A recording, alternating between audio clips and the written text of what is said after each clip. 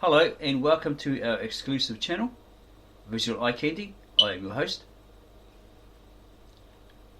and we do personal research, study and testing to gain experiences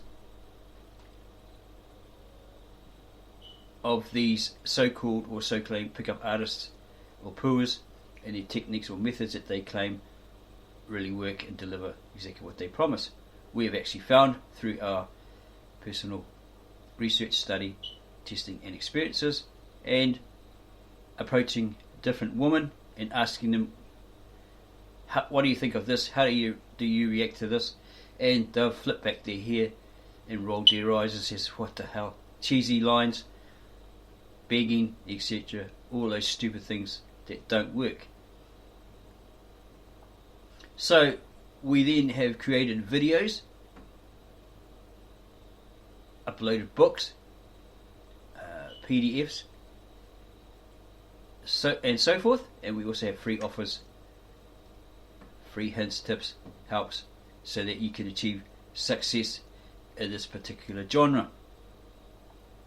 So you'll have success with the ladies. And we verify that they really work and deliver exactly what they promise, first time and every time. So watch, subscribe, like and comment in the comment section below, and then share with all your friends. We are going to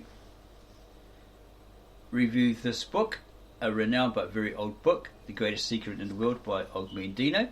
As you can see, it is very old. We've used it quite a bit. It's got no cover, etc. And it reads as the following: The Legend of the 10 Scrolls from the Greatest Salesman in the World by old Mandino. Once upon a time, nearly 2,000 years ago, a young camel boy named Hafid fell in love with a wealthy merchant's daughter. To improve his lowly station in life, in order that he could ask for the fair lease's hand in marriage, Hafid convinced his master, the great caravan merchant Pathros, to give him an opportunity to prove his ability as a salesman. From the caravan's supply wagon, Pathros presented the youth with one new robe, which he challenged him to sell in the nearby village of Bethlehem. For 3 days in that poor hamlet, Hafid failed in his every attempt to sell the robe, and finally, in a moment of pity, he gave the robe to warm a newborn baby in a cave near the village inn. The young man returned to the caravan so full of shame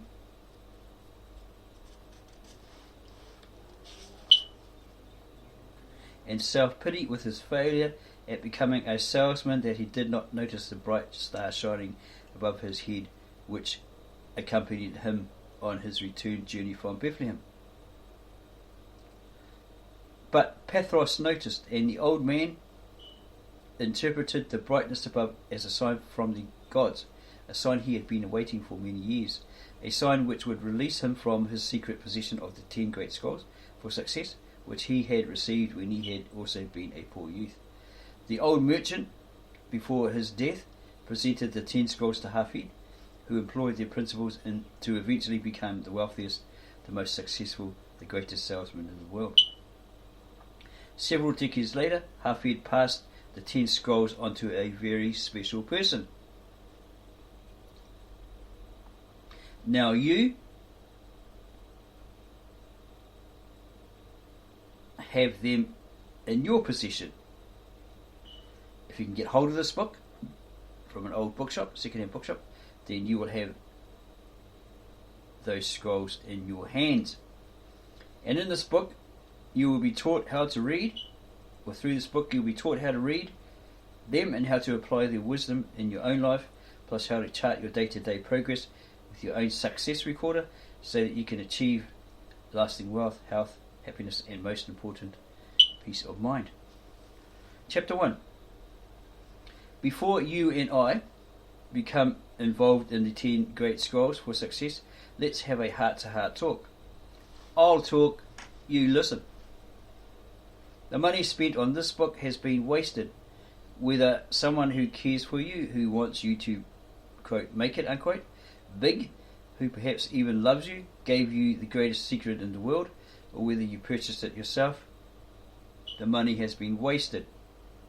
The money has been wasted unless you are willing to accept and try a plan which has already worked for thousands of others. The money has been wasted unless you have the guts, the persistence, and the willpower to follow the plan through to its fruition. The money has been wasted unless you are willing to give the plan just 10 minutes of your day.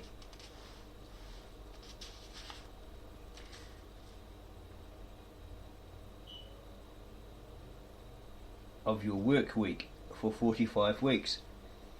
If I were a Nick the Greek type odds maker, I'd say the odds were about 75 to 1 against your letting the system for doubling or tripling your income within a year help you as much as it can. Yeah, we've been reading this for like 2 or 3 years, never really completed it because we forgot about it or got lazy or something like that, right? Yeah, so it's taken us ages, we've never completed it. So today is that day. And we hope that you will start it and complete it and be successful through it. If I were a Nick the Greek type odds maker, I'd say the odds were about 75 to 1 against your letting the system for doubling or tripling your income within a year help you as much as it can. But I'm different, you remind me. Really? If you made any New Year's resolutions last January 1st, how long did you keep them? What about those excess pounds you were going to lose, or those cigarettes you were going to quit using, or that second drink you were going to stop having? Perhaps you really do have a burning desire to succeed. Perhaps the added responsibility of marriage or parenthood, or the desire for a new home, even a new car, or a mounting pile of debts have forced you to come to terms with yourself and acknowledge that the solution to all your needs and desires is really dependent on no one but you. But a burning desire to succeed is not enough. As the executive editor of Success Unlimited, this is Mandino, a magazine devoted to helping individuals improve their business and personal life, I long ago recognized the fact that there are 2 types of burning desires, and one type is phony and hypocritical. This phony type of burning desire is found in the person who is constantly telling his wife, his boss, and worst of all, himself, that he really wants to succeed. He reads all the self-help books published and he gets his, quote, kicks, unquote, from reading about others succeeding, just as there are individuals who get their, quote, kicks, unquote, from reading pornographic books. Unfortunately for our friends who read either type of these books, they never get into action.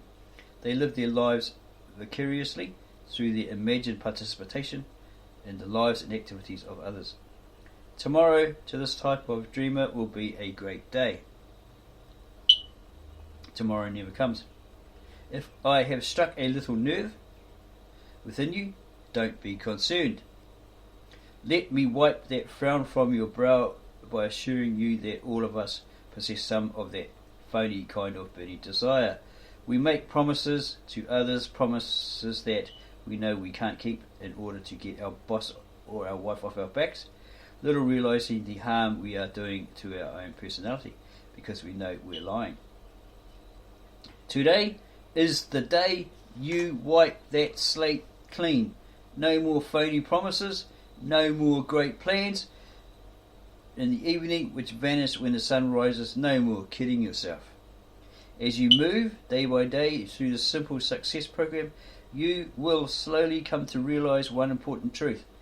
You are nature's greatest miracle. Just to duplicate the computer you possess called a brain would require sufficient electronic equipment to fill the entire interior of the Empire State Building.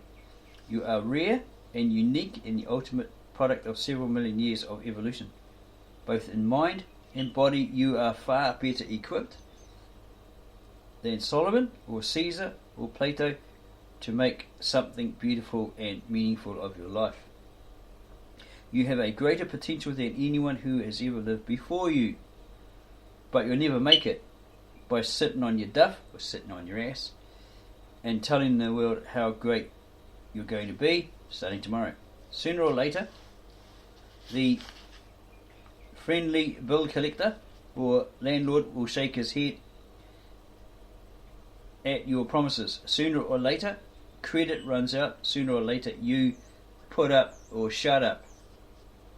This book will show you how to put up if you will give it a chance to work for you. The Greatest Salesman in the World, the book from which this guide was developed, has been a publishing phenomenon since its first edition in 1968.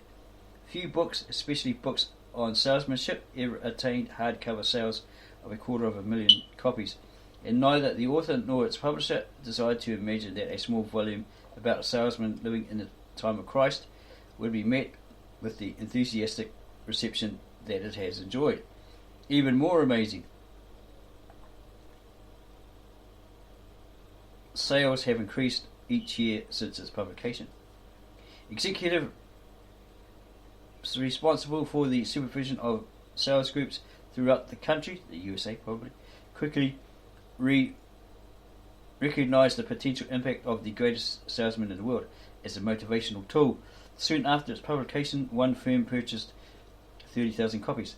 Copies have been purchased in volume by several hundred firms and sales organizations, including such corporation giants as Coca-Cola, Amway Corporation, Combined Insurance Company of America, Kraft Foods, Success Motivation Institute, Park Davis and Company, Spursy Hutchinson, Volkswagen, Valley Steel Company, Ganesco Stanley Home Products, Norton International, the Southwestern Company, Stratford Squire International, American General Insurance Company of Delaware, Steamatic Life Insurance of Kentucky, and Steak and Ale Restaurants of America Incorporated. Soon after publication, both the author and publisher received another pleasant surprise. The Greatest Salesman in the World, written primarily for salespeople, had somehow filtered far beyond its intended market. Letters seeking more information about the scrolls began to arrive from individuals and organizations representing such widely diversified groups as an artist colony, prison heads concerned with rehabilitation, management consultants, politicians, college professors, armed forces personnel, the medical profession, students, professional athletes, even a national centre for brain damaged children. One salesman, after purchasing a gun to end his life because he had taken company funds, wrote that the book saved his life. He went to his firm, confessed his mistake, made restitution, and was given another chance. Many wrote that the book's title was misleading. The Greatest Salesman in the World sounded like a salesman's book, whereas it was a book for anyone searching for his or her niche in life. The book became and still is a popular gift item. Sales managers to their salesmen, parents to their children, wives to husbands who are still struggling. Hopefully, with my quote, name dropping unquote of all these corporations and the other examples cited in the past few paragraphs, I have sold you on the fact that you are not holding just another quote how to unquote sales book loaded with complicated theories, charts and selling techniques that look and sound terrific but won't do much for you tomorrow or next week. Each success scroll will be beneficial to you no matter what your profession may be, providing you make one sincere promise to yourself that you will give it just 10 minutes of your time each workday for the next 45 weeks.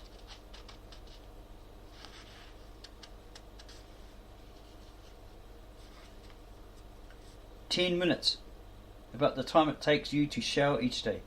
Is that too much to ask to double or triple your income in the next 10 months? When have you ever had a deal like this before?" Now, I'm not going to ask you what you want from life. I'm not sure you could answer me. And I'm not going to ask you to list your assets as they are now and then make a second list showing what you'd like them to be a year from now, 5 years from now, and so on. We don't need to go through all that, quote, pipe dream success bookkeeping, unquote, you find in most self-help books. All we both need to know are 4 facts. What is your job title? What is your present job title? And what is your present weekly income today? Plus, what would you like your job title to be and what do you want to be earning 45 weeks from now when you complete your success recorder? So, on a piece of paper, which I want you to keep in the privacy of your home, I'd like you to write a meme or a memo to yourself. 2, example, John Smith. My present job title is, my present weekly income is, my job title 45 weeks from now, my weekly income 45 weeks from now. And you put today's date. That's all. Now sign it and tuck it away. Don't even discuss it with anyone except perhaps your wife. Do it now, right now. Procrastination is one of your habits we can't start working on any too soon. Why didn't I ask you for a long list of the things you wanted to achieve and acquire in the next 10 months? Things like a new home, perhaps, or the beginning of a college fund for your children, or maybe that movie camera with a 10-to-1mm lens you've wanted for so long, because it wasn't necessary. If you have improved your job title and your weekly income so as much as I think you're indicated on that private memo to yourself, then all the material things you want will begin to come your way. Any long list of your dreams is unnecessary. You know what you want. You know what you want. And your success recorder diary will help keep you on the right course. Chapter 2.